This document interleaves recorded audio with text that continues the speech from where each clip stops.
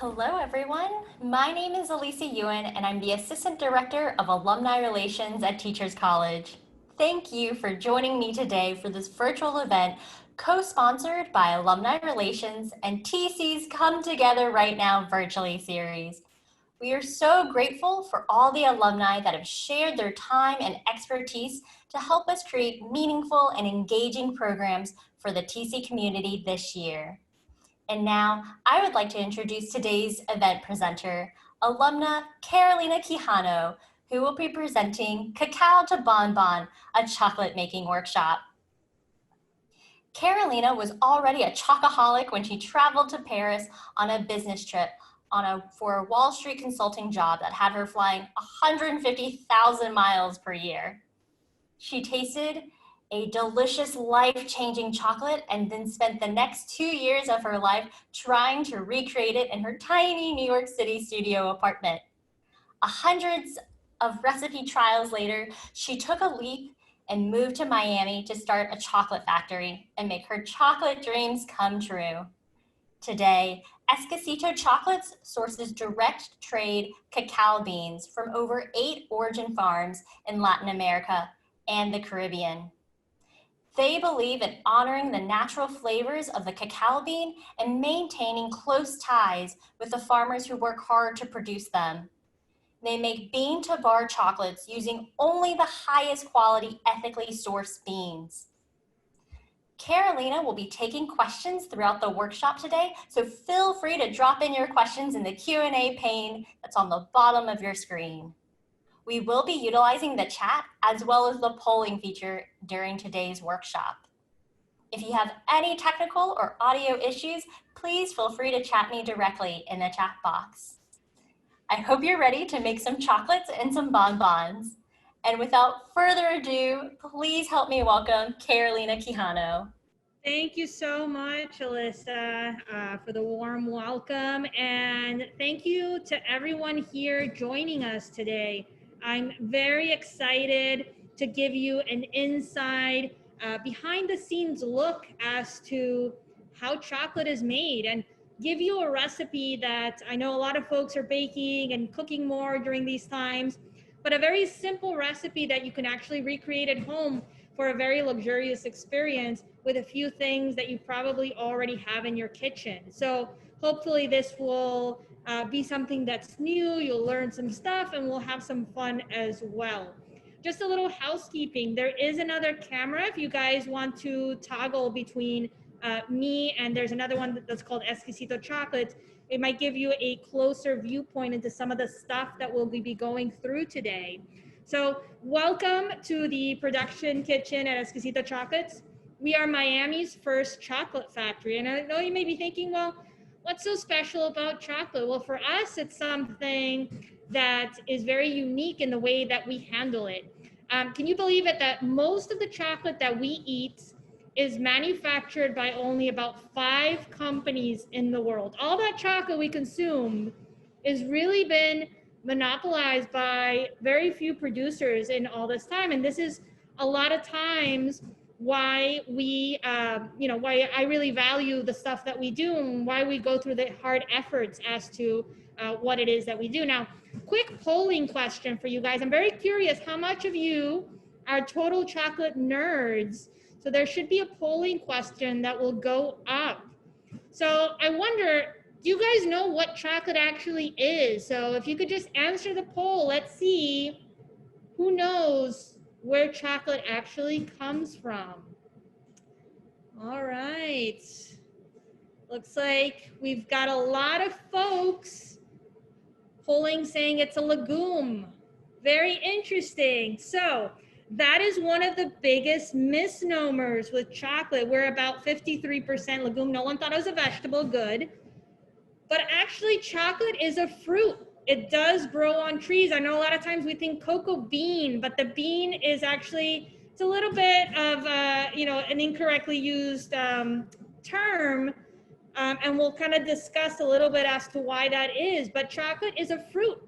I always like to say it is fruit salad. So when you eat chocolate, don't let anybody else tell you otherwise, that it isn't like eating a fruit cocktail, all right? We'll kind of touch upon why that is. So what makes us unique here is that we actually self-produce all the chocolate that we end up using in our products. So anytime you guys go to a chocolate shop, most of them, what they'll do is that they buy mass-produced chocolate, they melt it down, mold it, and do different things. We're sort of the masochistic chocolatier. So we actually buy cacao directly from the farms that grow it. And then from there, we manufacture everything. So I'm going to show you a little behind the scenes as to how we do that. What's really curious is, remember I told you chocolate's been super monopolized for so long. So what's happened is there's actually not a lot of equipment that is intended for chocolate making if you're smaller than Hershey. So one of the themes that you'll see tonight is a lot of our machinery is repurposed for things that are other than chocolate making. And we've had to kind of be smart about how we can repurpose them in order to be able to still produce chocolate. Now, why we do this? It's a very long process. It takes us about 5 to 6 days to produce our chocolate in-house. Very long process. And why is that? You guys should see on your screen, what is chocolate itself, right? So like I mentioned, it is a fruit. So this is one of the farms that we work with out in Guatemala. These are 6-month-old trees. This is the beginning of a cacao tree at around 6 months. And then from there, it gets transplanted over to its final growing place. Will probably be there for about 20 to 30 years. As you'll notice, there's a giant pod right over on the right hand. It's quite large. It resembles almost like a papaya in size. You need one of those in order to make one chocolate bar. They're quite large, but you'll see as the farm and as we lose a lot in production, you end up needing a ton of cacao pods in order to produce a substantial amount of chocolate. So it's a lot of work in terms of the farm. You'll notice what's very unique about the cocoa pods. They grow in the trunk of the tree, almost like spikes. Unlike other fruits that may grow from the flower directly or from the vine, this grows right on the trunk of the tree. Now, there's no equipment on the farms. It doesn't matter if it's for Hershey's or for us. Farmers still have to hand cut each pod one by one using scissors right at the stem or a machete to lightly cut it in order for it to come out. A lot of times folks always say, we ask them, what does chocolate taste like? And the first thing they say, well, chocolate just kind of tastes like chocolate, right?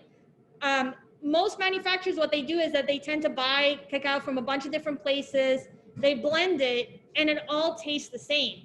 Now, as you see in the picture, cacaos come in all sorts of shapes, shades, and believe it or not, flavors. So what we do here is we treat chocolate like wine, and we work with 7 different partner farms. And what we do is we only produce chocolate from that particular farm. We don't blend anything.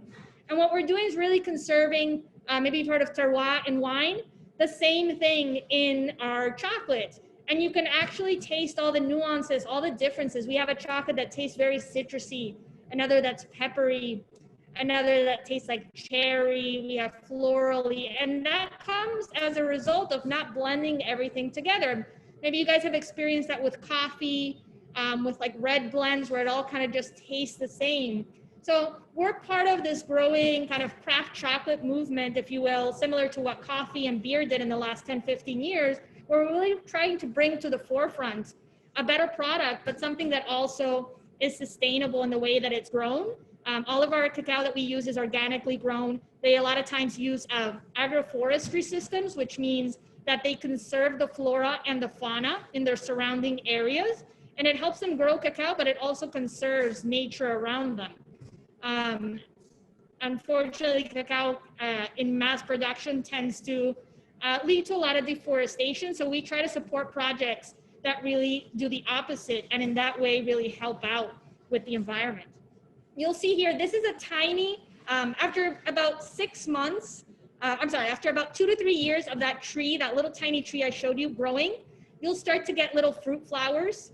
They're very pretty, okay? From the time that plant comes out, it's another 6 months before you start to see a pod. Obviously, this is a little mini baby pod that's coming out. And then from there, about another 2 months for the fruit to be fully grown. So we're talking about a 3.5-year investment from the farmer from the time they plant that little tree up until they can actually harvest a fruit. Now, what's in that fruit? If you cut the cocoa pods inside, you'll see this white, fleshy fruit that you see in front of you. It's called baba. In Spanish, that translates to spit. Not the best term, but it gives you an idea as to the consistency in the cacao. It's quite slimy, but let me tell you, absolutely delicious. If you ever get the chance to be somewhere Caribbean, somewhere tropical that grows cacao, I highly encourage you to try what cacao tastes like. If you've ever had soursop, guanabana, it's very similar. It's very banana-y, and it's very sweet and delicious. Now, if you guys have ever had a lychee before, it's very similar in that form. So you'll notice all that white fleshy fruit there, but on the inside, there's a little seedling. And so the thing that we refer to as the cocoa bean, which a lot of folks think is a legume, is actually the seedling that is inside the pod itself. So inside that pod, you'll get about 30 to 40 different seedlings, and that is the cocoa bean, which ultimately becomes chocolate. Now, remember I told you need a lot of pods in order to be able to produce one or a substantial amount of chocolate, or one pod is equal to one chocolate bar. Now remember, now we've cut the pod, we've taken out the shell, now we've taken out all the pulp, and we're down to the seedling. So little by little, it starts to wither down in quantity. A lot of times, even though that pulp or that baba is quite delicious, in the farms, it becomes actually waste. You see trails of it everywhere. Some folks have figured out a way to bottle it to create an additional form of revenue for the farmers. We'll actually be supporting soon bringing cacao pulp from Honduras, and we can make different treats because it does bring in extra money for the farmers and stuff that could be really great. What happens? The farmers cut down the pulp, they take it out, they scoop it into buckets, and then the next process is something called fermentation. Now, the fermentation is something that's extremely important. We know it's important in wine, in cheese, in kombucha. So a properly fermented cacao bean is extremely critical in having a great flavor, and that's part of the thing that we work with farmers in order to get that quality that we desire. So what they do, see these large wooden boxes, and they put all the cacao, and just using natural fermentation, there's no added microorganisms, nothing. It's just the natural bacteria and yeast that are present in the air will start to get to work on the cacao, and slowly the temperature rises, the cell barriers break down, all the flavors start to mix in there, and that's how you get this lovely flavor of chocolate that we're after. So there's a lot of scientists on the farm, believe it or not. It's always a very nerdy experience because they're constantly testing out fermentation rates, temperatures, everything to make sure that it is actually a science in how they're doing it and not just something that they're throwing without any regard. So that's usually about 3 to 4 days of fermentation process. After it's fermented, they must dry it because, as you know, if you leave a fruit for too long with bacteria, it's eventually going to grow moldy. We don't want any sort of mold on the cacao that we purchase. That's something that's extremely important to me.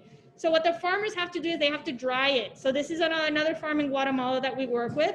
They use wooden beds, maybe similar to something you've seen in coffee, and they lay it out, and they're doing two things. One, they are making sure that the fermentation completely stops because we want to make sure there's no bacteria.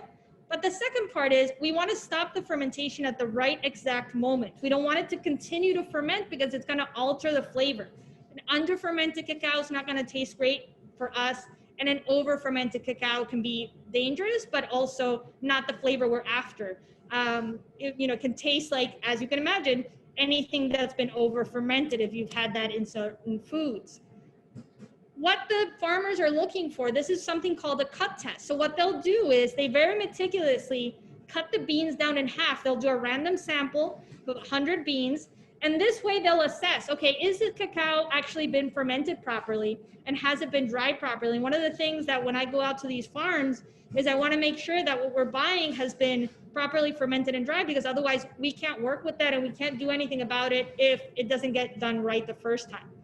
What we're looking for is something called fissures. So if you notice those deep cracks in the little beans, when we have very deep indented cracks in the beans, like the last row, that very brownish color, we know that the fermentation worked very well because the cell walls broke down and literally started to create cracks in the beans, and all those flavors were able to mix.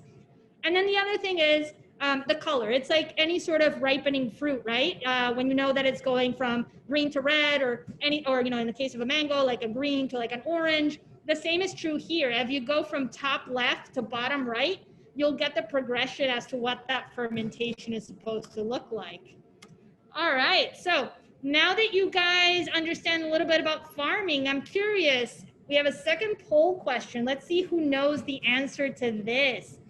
What is the oldest origin of cacao? Where is the oldest evidence of cacao that we have? Let's see who can tell this. We have a few options throughout Latin America. All right, Mexico, Colombia, Ecuador, Venezuela. Fantastic. No one from Venezuela. Interesting. In Miami, the answer is always a little different because we have a huge Latin presence. So everybody always votes for where they're from. All right, so we're at 50% Mexico. That's probably what I expected. We always attribute cacao and their origins to Mexico. It is a Mesoamerican, food. But what's really interesting is, for now, the longest time, we've thought Mexico is actually the originator, the first one to have cacao. And what's really interesting, after decades of thinking this and of having scientific proof about that, in recent years, scientists found scientific evidence and artifacts in Ecuador, actually, dating back more than 3,000 years, where they were able to find things that were used to make rudimentary versions of chocolate back then. So I always find it very cool when we have something that's what was like a known fact for so long, and really test our perception in terms of where it's coming from. So Ecuador, oldest trace of genetic variety of cacao, and one of the first evidence of any sort of chocolate making back then. So always very curious. So very good, guys. Now, that's what's going on the farm. And I don't know, Alyssa, are there any questions farm related before we move on to what we do here and that stuff? Definitely. So we've had a couple of questions from people about how did you get in touch with farmers with the existing, how did you connect with them? Did you set up any farms yourself? How did you build this network, and where are they located? Yeah, absolutely. So the relationship that I have with our farmers are extremely important. You know, it's part of what I really pride myself on, because at the end of the day, customers want to understand that they're buying from something that's supporting the farmers in a sustainable way financially, but also, in terms of the environment. So it's really interesting. When I started this business, it was very difficult. A lot of these farmers are out there. There's no internet, there's nothing. But now with the advent and the accessibility of, believe it or not, Facebook and Instagram, I actually have been able to connect and find folks through those means, and establish initial, at least, conversations as to what they're doing, in order to learn a little bit more about where all these places are coming from. We're in Miami, obviously the gateway to Latin America. So pre-COVID, we used to get folks weekly stopping in to offer us their cacao, whether they were on vacation or they have a cousin who has a friend who has someone who has cacao. So through those means, we find folks. For me, I go through a vetting process. We get way more cacao samples, and I make way more connections than we can actually, I wish I could make chocolates from all the places. But what I do is we test out the cacao. We see if the quality's there. Unfortunately, most cacao out there is not very good quality. They don't ferment it. They don't dry it very well, because all the big chocolate companies, they don't really care about that stuff. Remember, they're blending it, so the quality is not there. So that's kind of the first point where we see, okay, is the quality good? Because at the end of the day, we want to serve a product that's great. It's not just, messaging. It's both of the things combined. So that's the first thing we do. The second piece is I go out to the various farms and I actually vet for myself to make sure. Unfortunately, there's a lot of issues in the industry of cacao. There's a great Washington Post expose last year about how most of the chocolate we eat, the executives behind these companies will not go on record to say that there was no child slavery involved. There's no labor issues involved. That's unfortunately the issues that's been in the last 115 years of cacao making. So I like to go out, make sure the traceability is there, who's handling things. We pay our farmers anywhere from 2 to 5 times more than what the big guys do, because we are paying for a product that is handled better, but also we want to give them a sustainable way of life. We want to make sure that they can continue their business. They can continue to send their kids to get educated, and they can continue on the family business. That's something that's extremely important for us, something so basic that all of us want. A lot of farmers live on less than $1 a day. So we really try to, along with other craft chocolate producers, want to break that cycle of poverty that's been endemic in the industry for so long. And that's part of the bonds that we form, through the entire process. Once I make sure that that's all good to go, then, we'll start bringing cacao in, and hopefully they're lifelong relationships that we build. Once as long as that farmer is continuing to produce, the quality's there, everything is good, then we continue to work with them. And that's really what I hope to establish, and I've established in the last few years, and would love to continue on as the business grows.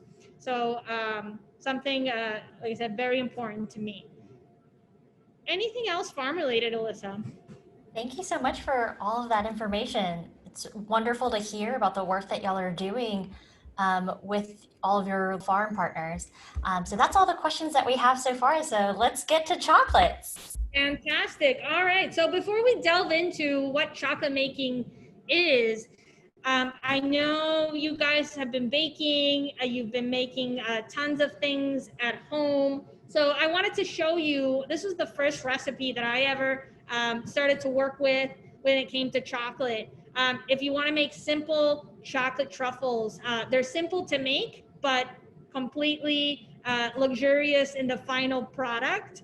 All right, so if you guys join me, we have a second camera right over here. You should see a little chocolate bar.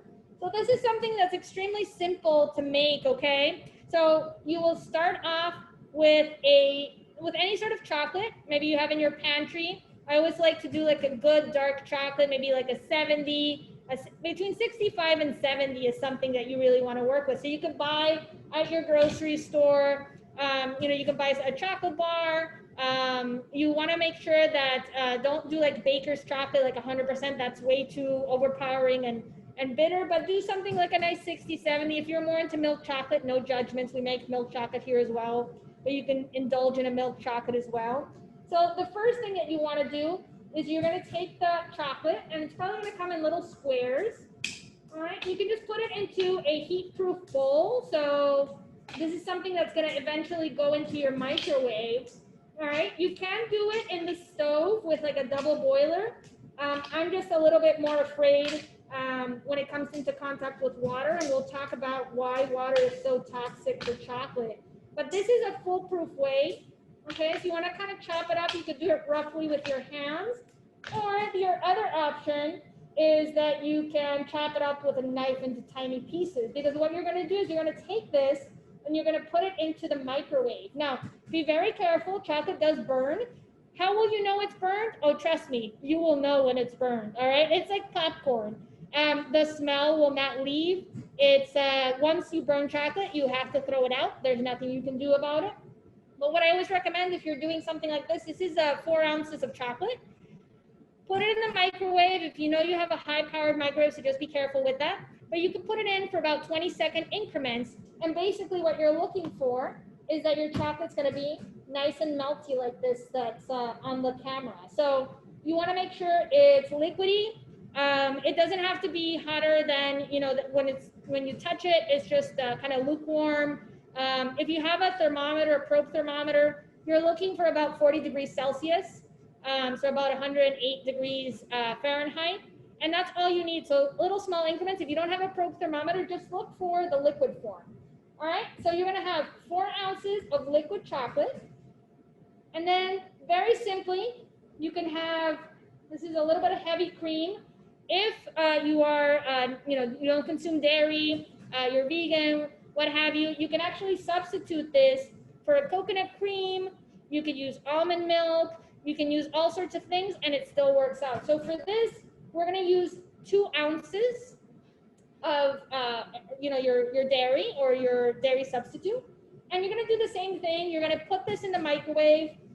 If you don't have a probe thermometer, if you don't have any sort of thermometer at home, same thing. What you just wanna make sure is that the temperature, if you kind of tap it with your hand, that you took away the cold from the fridge. So you wanna do 20-second increments on that as well.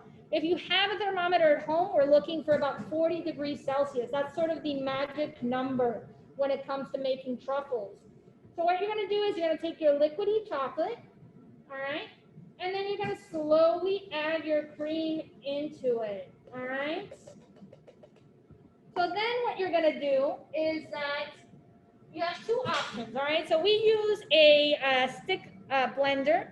If you have a hand blender, one of those, you know, when you make brownies and cakes and stuff, you could use that too.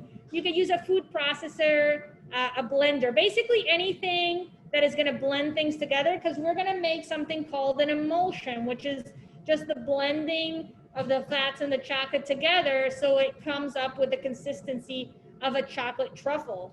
All right, so what you're gonna do is,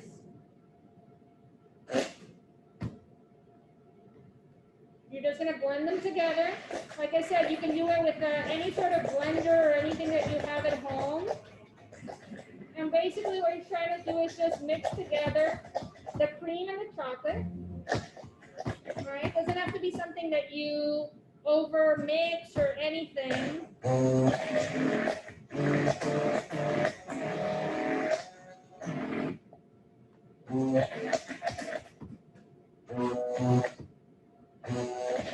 Okay, so you'll start to notice that the cream and the chocolate start to blend together. You shouldn't see any sort of particles from the cream itself in there. They should lightly blend together. So it's a very quick mix that you're gonna be making, all right?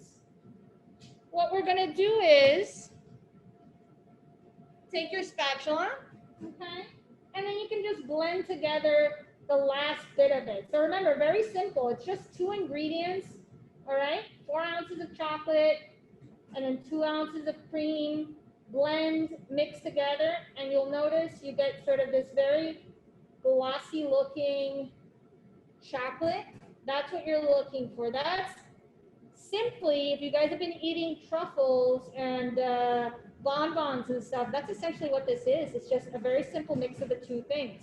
So what we're gonna do is, while we kind of tour around, we're gonna put this into the fridge.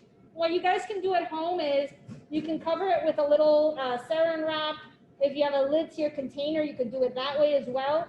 And you're just gonna wanna set it out either outside or in the fridge for about 30-40 minutes or so, so that way you can solidify it a little bit, so that way you can work it, because obviously the chocolate's a little warm right now. So that's what we're gonna do. We're gonna pop it in the fridge. And in the meantime, we can talk a little bit more about what chocolate is. Alyssa, any questions regarding what I just did? Yes, so we had a question. If you don't have like a blender at home, can you just use your arm muscles and just stir, stir, stir?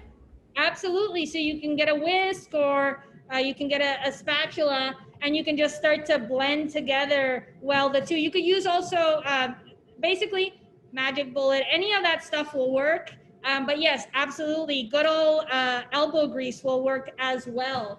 So no worries. I think I see some cacao beans here.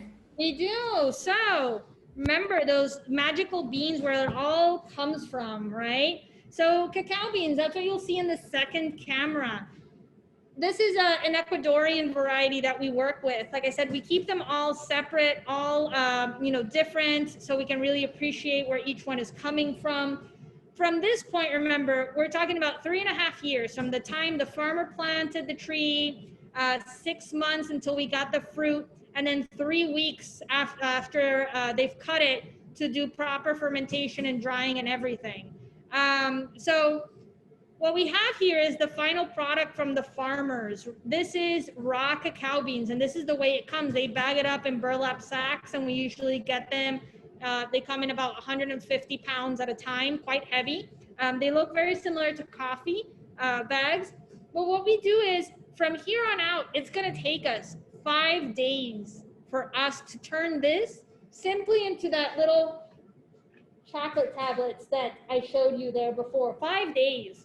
So an extremely labor intensive, very arduous process. But remember, for us, it's very important because we're trying to create something that uses real ingredients, but also honors the farmers that we work with and, you know, helps them sustain what they're doing, which we can't get if we were to just buy commercial chocolate. So what we do is we get the cacao beans. Now, it is an agricultural product, right? And what ends up happening is there's lots of little stuff that can come. So what we do here, anytime we're going to start a batch, is we actually hand sort through our cacao. And why we do that is because, remember, it's sort of like when you buy strawberries at the supermarket. They're not all the prettiest, they're not all the best. Sometimes you have to pick out stuff because the quality's not there. So what we do is we actually hand sort. So if you want to join me at the second camera. And what we do is we actually go through it. All right, a little closer there. And what we try to find is, first, anything that's not a cacao bean. Sometimes we get little pieces, show you here from when we were sorting earlier. Sometimes we get little pieces of the bag like that come through. Okay, we definitely don't want to eat that because that's going to go in our chocolate. We also take out things like this. This is actually a twig. That giant cacao pod is held on by this stem, which is called a radicle. We definitely don't want that because we don't want to eat it, but also you'll notice our machines, because they're not intended for industrial chocolate making, they're quite delicate. So we definitely don't want to make sure that that goes in there. So that takes care of the stuff that isn't chocolate, but we also want to take out things like this. So this is a broken cacao bean, okay? Now, why do we don't want to use a broken cacao bean is because we're going to roast it afterwards. And what ends up happening is if we put that in the oven to roast, it's actually going to burn the bean. A lot of times folks say, oh, I don't like dark chocolate because it's so bitter. Well, here's one of the little hints, a trade secret. It's actually bitter because what the big companies do when they blend everything together is they tend to over roast it because they want to make sure that even though it's blended, it all tastes consistent. And one of the ways you achieve that is by over roasting. So we tend to medium roast. So that's why we take out all these little things. You know, this is a lot of money if you're, you know, producing in mass quantities. But for us, because quality is so important, we want to make sure we don't put that into our chocolate. There could have been bacteria that went in there when it was open, and also because of our roasting process. So we take all that stuff out. So we look for broken beans. Sometimes they break because a farmer took a machete, like in the case of this, and then the machete went too far deep into the pod and it cut the seedling itself. So all of those little things we want to take out. No offense if anybody is a twin or a triplet, but we do take out the little twin beans, as you see here. They end up fused together because during the fermentation, they don't stir them in enough, and they end up gluing together, and they're basically impossible to take out. Sometimes if you can't separate, they tend to crack. We don't want those in our mixture because what ends up happening there is that the beans will not roast evenly, okay? So what we do is we spend time, you know, cleaning them, making sure it's the best of the best.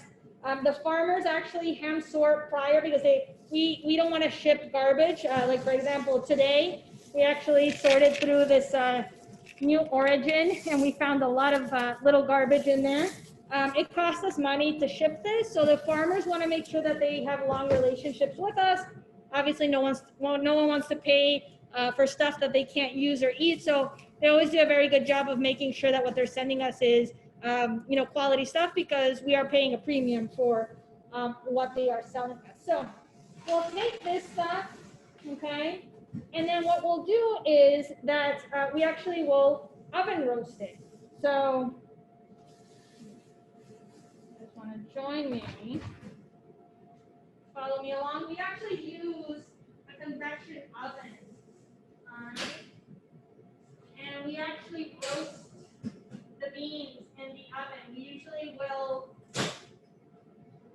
go for about 30 minutes in the oven, okay, for about 250 degrees Fahrenheit. And why we roast is two things. One, flavor development. So similar to coffee, the flavor of cacao comes through in the roasting process. Like I mentioned, we tend to medium roast.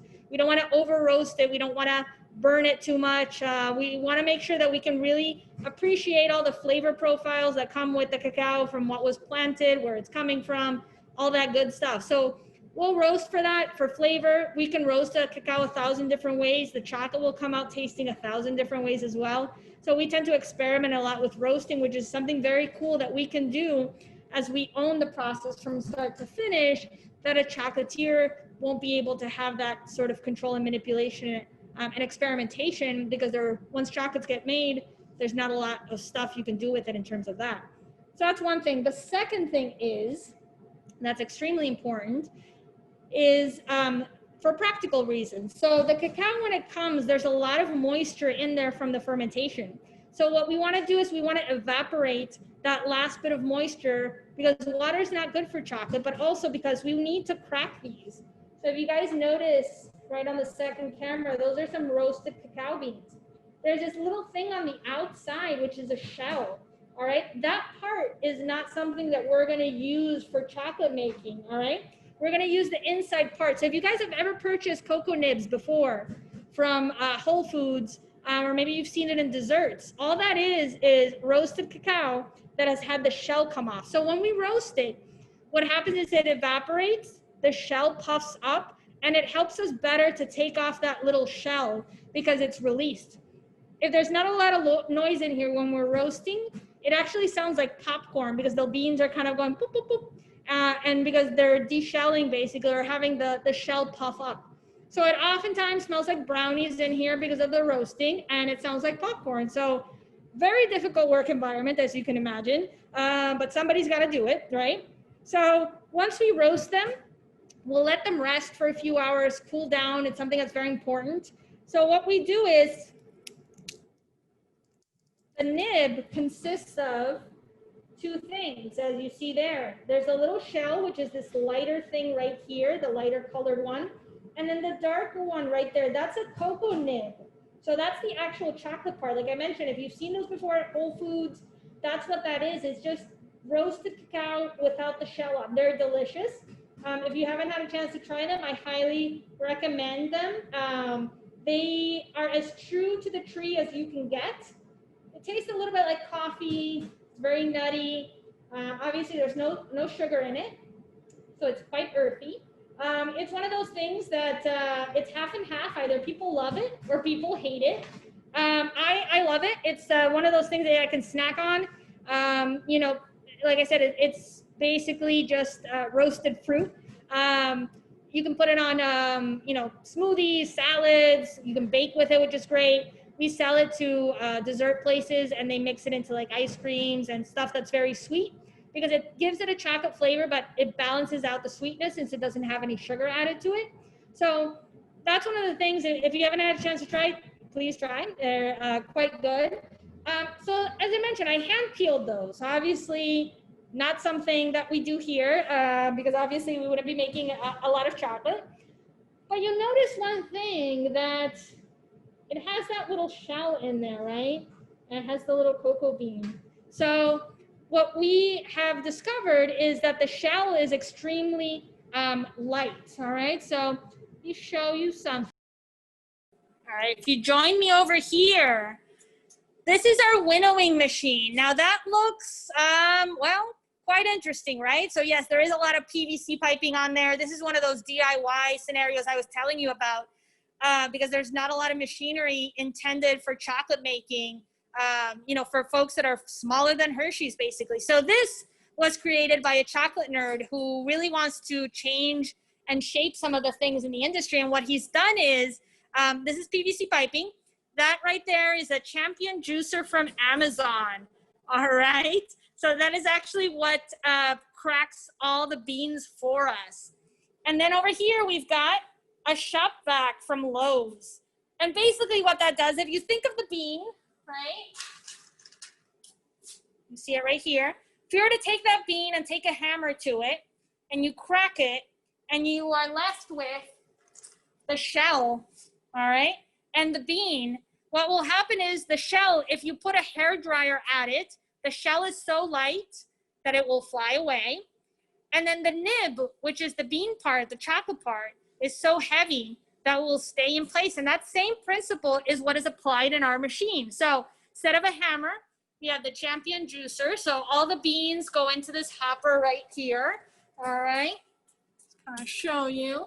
So that we have all our roasted beans go in there, okay? They'll drop on down from our hopper onto our champion juicer. They all crack down, and then they kind of follow the PVC piping. We'll turn on the vacuum, and when we do that, it blows air right into here. And what that air does, remember the hairdryer example, that shell will get sucked in through here and then end up here as a result of being so light. Our nibs, which is the chocolate part that we want, will end up down here when calibrated properly. Because the nib is so heavy, it can fall on down from here all the way down. So I'm just gonna lightly, it's a little loud, so if you wanna maybe adjust your mute button, all right?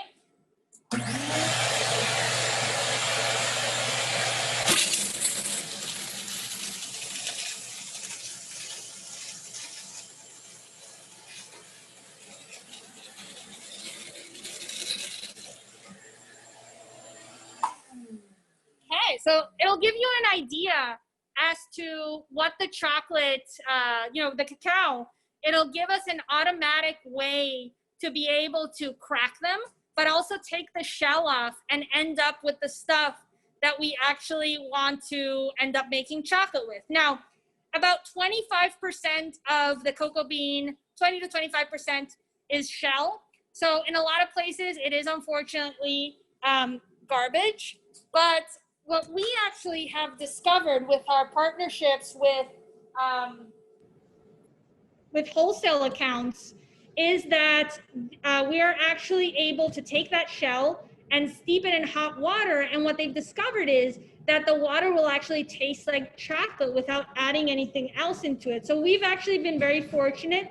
Pre-COVID, when we had a lot of restaurants and a lot of breweries that were purchasing a shell from us, we actually didn't have to throw away a single piece of shell, which was excellent because they could repurpose it. We had donut shops, ice cream shops, infusing it into like their cream to make ice cream that tasted like chocolate without chocolate. We have a bunch of breweries up in New York. There's Other Half Brewery in Brooklyn, which actually uses our shell to make beer out of it. So we had a lot of folks who could actually repurpose one of the byproducts of our production and turn it into something really nice and delicious.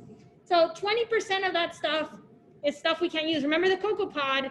We're down all these different things. Now we're down about 20% of the bean bags that we brought here. So from about 100 pounds of beans that we roast, we'll go down to about 75, 80 pounds, all right? So we lose a lot. That's why I was mentioning that we have to use so many cocoa pods in order to manufacture any sort of chocolate. Now, what are we looking for? Those little nibs, right? So those nibs are extremely important. Put them on the second camera so you can get an idea. They're quite nice, right? That's the chocolate part we're looking for. So what do we do with that? If you were to try that, they look dry. They look extremely, when you eat them, they're a little bit assertive, acidic. So we actually have an old pizza dough machine, which we've actually repurposed.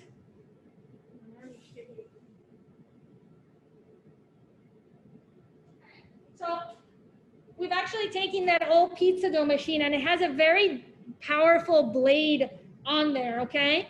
And what happens is when we put the cocoa nibs in there, the cocoa nibs become liquid, okay? Which from this very dry ingredient right here is quite amazing. But what happens is the machine produces a lot of friction and that friction generates heat. And there's something in the nibs called cocoa butter. Yes, it's the same cocoa butter that you've seen in creams and lotions. Please don't eat your creams or lotions. But yes, it is a natural product and fat that is found inside cocoa beans. So the heat activates the cocoa butter and it turns it into a liquid and it'll help us be able to produce the chocolate in a better way. So that's now our second repurposed machine in this process as a result of there not being any equipment if you're smaller than a Hershey's. So we'll take that cocoa liquor, all right? And what we have to do is we have to further refine it because it's quite gritty. It's very acidic. It's not something that would be very enjoyable to eat. So what we do is we have these giant melangers, okay? These are actually, they're originally from India.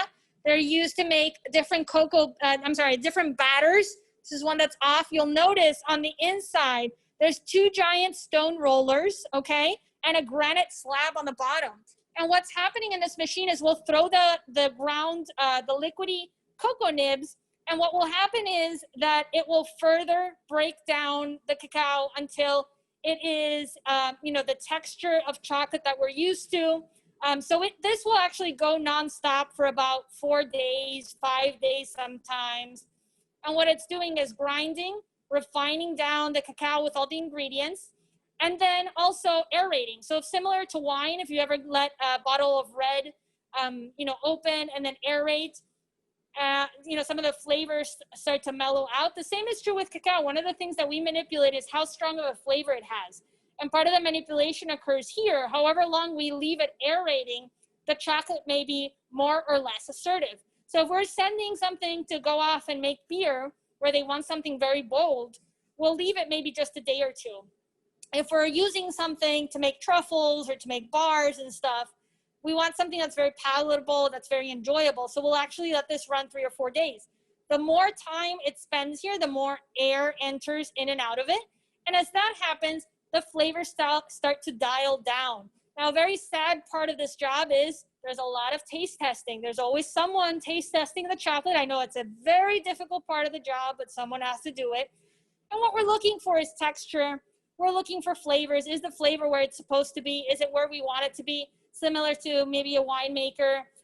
And we want to make sure that if it's there, then we will take out the chocolate and it'll be ready to become other things. All right. So remember, what are we looking at? We're looking at a very long process, right? 2 to 3 years, on the farm, and then about a week here to just produce basic chocolate.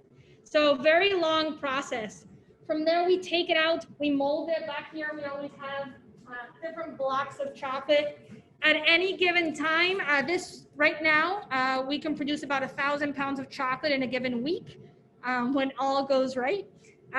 So we're able, very small compared to like a Hershey's or something like that, but a decent amount for a craft producer like us. So they are wrapped kind of funny looking. Now, if you guys have ever left a chocolate bar in the car, what happens? It becomes kind of whitish. It looks a little weird, a little deformed.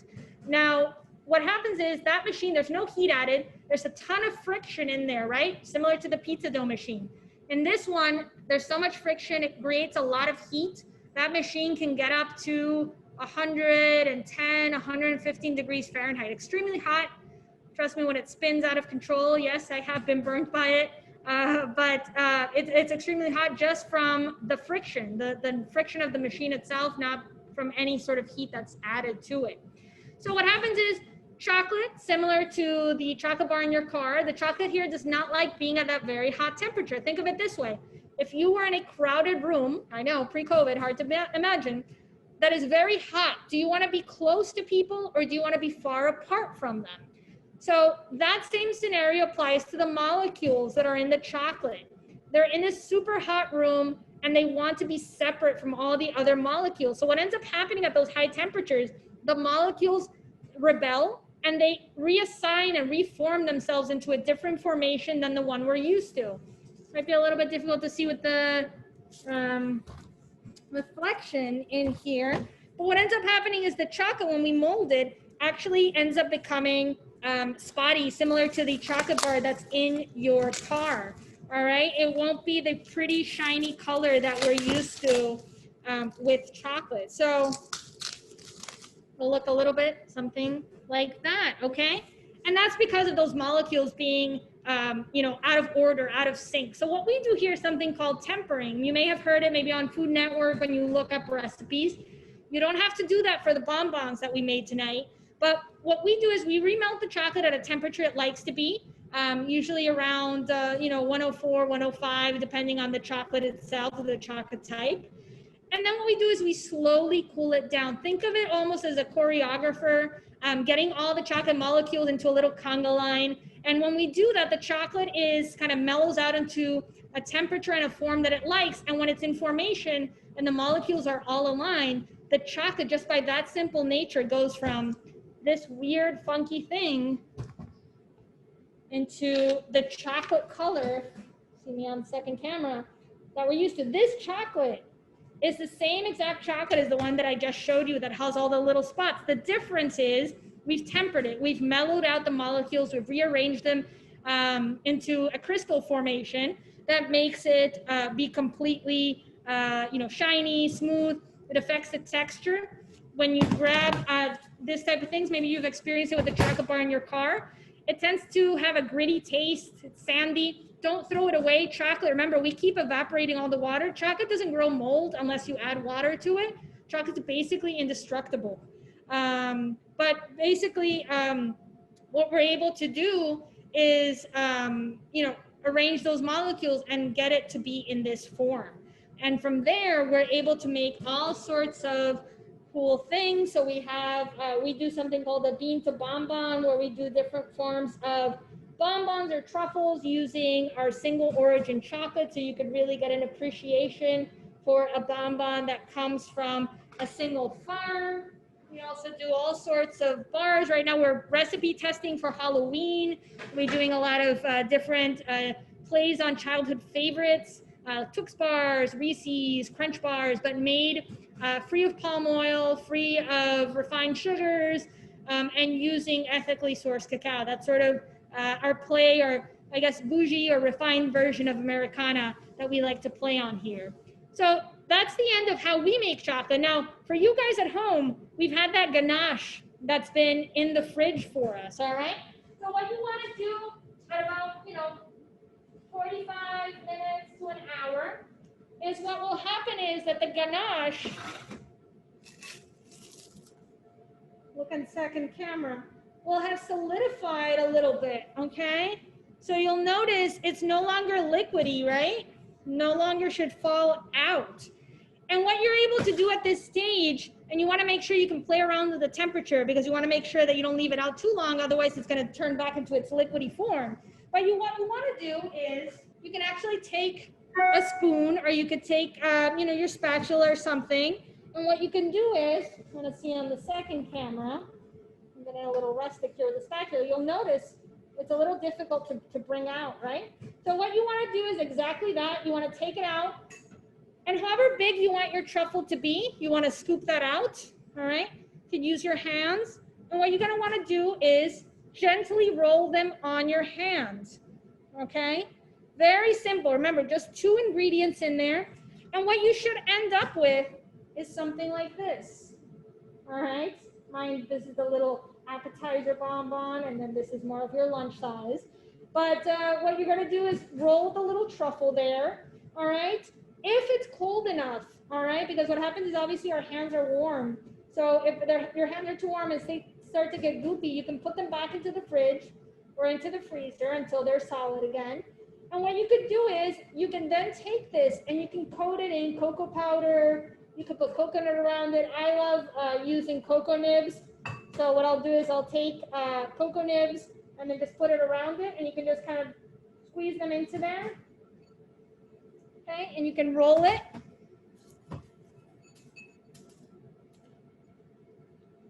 All right, so you can roll it into the little truffle itself, and you can just coat it around as much as you can. I'm going to show you in the second camera. It's a very hands-on process, so don't be afraid, all right? It's one of those things that you can have fun and, at least you can enjoy the chocolate on your hands afterwards if that's your thing. But what you want to end up doing is you can coat it with enough little cocoa nibs, enough coconut, and you can create a little chocolate truffle there. So let me show you the second camera, all right? And that will be a nice little treat. You can keep them in the fridge, usually for about 2 weeks or so. And then from there, they usually don't last that long, but you can enjoy them. So remember, 4 ounces chocolate, 2 ounces cream or coconut cream or any sorts of dairy alternative. Heat, blend, put in the fridge, roll, and enjoy. All right. So hopefully it's a very simple recipe. Alyssa, I'm not sure if you have any questions that you would Yes. like for to cover. We have a few minutes for questions, so if you have any questions for Carolina, feel free to put them in the Q&A pane, which is located on the bottom of your screen. So the first question we have, you said a couple of times during our webinar that chocolate is basically indestructible. So does that mean that chocolate doesn't really have an expiration date? So like we have old chocolate in our pantry, can we keep eating it after the date? Because we want to. I know. I have people who are like, I've had 20-year-old, birthday chocolates in the pantry. So here's the thing. Remember I talked about we keep evaporating all the moisture in our chocolate. So dark chocolate, when we're talking about just chocolate bars, technically those can live on forever and ever as long as there's no moisture added. There doesn't grow any mold. There's no issues. Now, with like any food, it can start to go stale. I usually like to not go past a year because it starts to lose some of the flavors. But technically, yes, you can eat it and nothing's going to happen. Now, be mindful of, obviously, make sure you know what's in the ingredients. So sometimes you have those little, chocolate truffles that we buy at the supermarket and stuff. Those have milk and things like that. So if you have anything that has dairy, that tends to expire a lot quicker because dairy, typically has some sort of moisture in there and it tends to go bad. But cacao and a pure chocolate bar technically can be for 20 years or so. But again, the staleness becomes an issue. A lot of us, I know a lot of people like to store chocolate in the fridge. Try to avoid that. Chocolate's one of those things that's just a magnet. It starts to taste like your onions, your garlic, all sorts of stuff. So just be mindful of that. Try to put into Ziploc and it'll increase not really the shelf life, but more so the flavors and preserving that it doesn't go stale or get funky on you. Fantastic. So you mentioned don't put your chocolate in the fridge, but how about the freezer? Can we do that? I know a lot of people like that, peanut butter cups in the freezer type of thing. Remember, there's a lot of humidity in your fridge and especially your freezer. So it tends to accumulate a lot of water. So you want to try to avoid the freezer. If you have like a little wine fridge or something like that, that's like your most ideal place to store your chocolate. It's actually the ideal temperature for chocolate. But let's say you have some bonbons, we do tell people, especially when they want to buy stuff in advance, you could put it into a Ziploc bag or some sort of airtight container and you could stick it in the freezer. So it is okay, but you want to make sure that you protect it from freezer burn and water because then that's going to dull out the flavor, but also your shelf life. So you could do that, bring it into the fridge and then eat it. But I always say chocolate shouldn't last that long. So put it in your pantry. And do it that way. It's the best way to make sure that you get the right flavor that it actually was produced from. Carolina, thank you so much. I know we're getting close to time, so I'm so sorry if we weren't able to get to everyone's questions. We will be sharing the website to Exquisito Chocolate, which you can reach out to Carolina to ask all your chocolate questions. Carolina, I know that everyone on the webinar today, if you need a chocolate taster, I'm sure all of us would be more than willing to serve as your chocolate taster in the future. I also want to take this time to thank you so much for teaching us about the chocolate making process and how to create these sweet treats at home. We truly appreciate you taking the time to share your expertise with the TC community. TC is planning more digital events in the near future, so please stay tuned to emails from TC, Alumni Relations, and our social media channels.